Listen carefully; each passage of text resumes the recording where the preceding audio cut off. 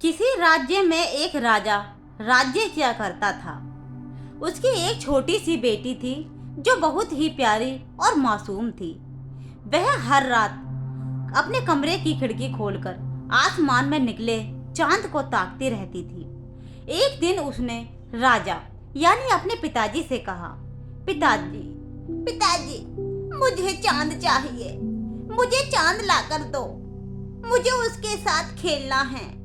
राजकुमारी की यह बात सुनकर राजा हैरान हो जाते हैं और उसे समझाने की बहुत कोशिश करते हैं। बेटा बेटा ये मुमकिन नहीं है। लेकिन राजकुमारी ने तो चांद पाने की जिद पकड़ ली थी।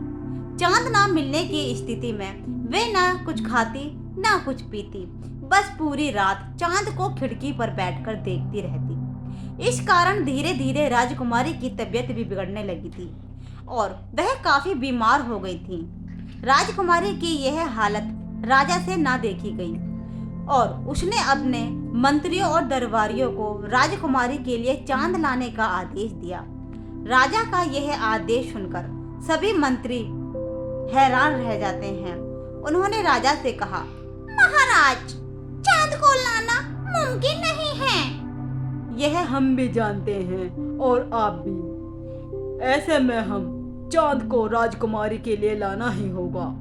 मंत्रियों और दरबारियों की यह बात सुनकर राजा अपने राज्य में ऐलान करवा देते हैं कि राजकुमारी के लिए जो भी चांद लाकर देगा उसे खूब सारा धन इनाम में मिलेगा। जब राजा के इस ऐलान के बारे में एक व्यापारी को पता चलता है तो वह राजा का दुख उससे देखा नहीं गया। वह फौरन राजा से मिलने पहुंच गया। व्यापारी ने राजा से कहा, महाराज मैं राजकुमारी को चांद लाकर दे सकता हूँ, लेकिन उससे पहले मुझे जानना होगा कि राजकुमारी को कितना बड़ा चांद चाहिए। यह कहकर व्यापारी राजकुमारी से मिलने की इच्छा जाहिर करता है।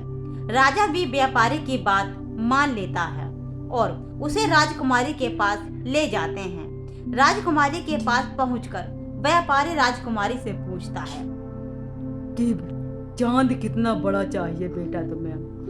व्यापारी के सवाल का जवाब देते हुए राजकुमारी कहती है, मुझे मेरे अंगूठे के नाखून के आकार का एक चांद चाहिए, क्योंकि जब भी मैं चांद के सामने अपना अंगूठा रखती हूँ वह मुझे दिखाई नहीं देता।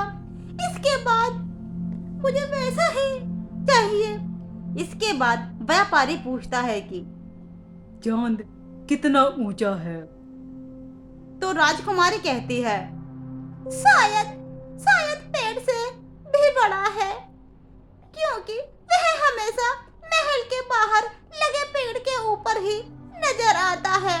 अंत में व्यापारी पूछता है, अच्छा राजकुमारी, मैं तुम्हें चांद लाकर दे सकता हूँ। उसके बाद व्यापारी एक क्वेश्चन और करता है राजकुमारी से, बेटा आप मुझे एक बात और बताओ। ये बताओ कि चांद दिखता कैसा है? इस पर राजकुमारी जवाब में बोलती हैं कि चांद चमकीला है और चांदनी की तरह सफेद दिखाई देता है। राजकुमारी यह सभी बातें सुनकर व्यापारी हंसते हुए खड़ा हो जाता है और राजकुमारी से कहता है कि कल ही मैं पेड़ पर चढ़कर उस चांद को तोड़ लाऊंगा। इतना व्यापारी कहकर राजा के पास चला जाता है और अपनी योजना उन्हें बताता है। राजा को व्यापारी की योजना बहुत पसंद आती है। अगले ही दिन व्यापारी एक चांदी का छोटा सा चांद बनवाकर राजकुमारी के लिए ले आता है।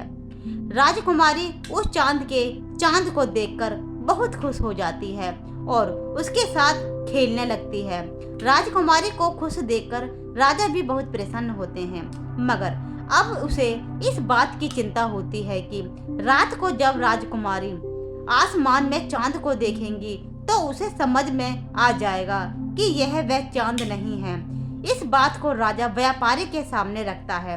राजा की बात सुनकर व्यापारी कहता है, मैं आपकी इस परेशानी को भी अभी हल किए देता हूँ। राजकुमारी आपके पास आती है और उससे बड़े व्यापार से बहुत प्यार से पूछता है कि राजकुमारी आप यह बताएं कि जब किसी का दांत टूट जाता है तो क्या होता है। व्यापारी के इस सवाल का राजकुमारी बड़ी मासूमियत से जवाब देती है कि उसका उसका नया दांत निकल आता है। तब हंसकर व्यापारी पूछता है, अच्छा यह बताइए कि क्या आपको पता है कि जब कोई चांद टूटकर आपके पास आ जाता है तो क्या होता है। इस पर राजकुमारी कहती है, हाँ हाँ, वह दूसरा चांद उगाता है।